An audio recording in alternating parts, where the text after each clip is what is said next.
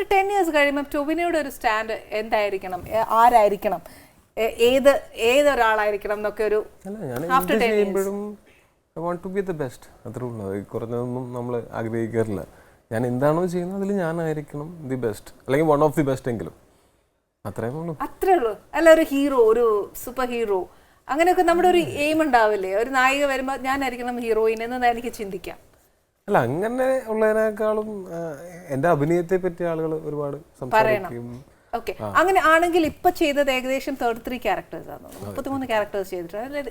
ടൊവിനോയുടെ മനസ്സിനോട് ചേർന്ന് പിടിച്ചേക്കുന്ന അങ്ങനെ പറഞ്ഞു കഴിഞ്ഞാൽ ഇതിൽ ഞാൻ എല്ലാ സിനിമയും ഞാൻ ഒരു ആത്മാർത്ഥതയോടെ ചെയ്തിരിക്കുന്നത് തന്നെയാണ്. പിന്നെ അതിൻ്റെ റിസൾട്ട് ഒരിക്കലും എൻ്റെ ആ സിനിമയിലെ കഥാപാത്രത്തിനെയോ ആ സിനിമയോ ഇഷ്ടപ്പെടുന്നതിനോ ഇഷ്ടപ്പെടാതിരിക്കുന്നതിനോ കാരണമാവുന്നില്ല. ഈ കാക്കയ്ക്കും തൻകുഞ്ഞ് പൊൻകുഞ്ഞ് എന്ന് പറയുന്ന പോലെ ഞാൻ ചെയ്തു വെച്ചതൊക്കെ എനിക്ക് ഭയങ്കര ഇഷ്ടമാണ്.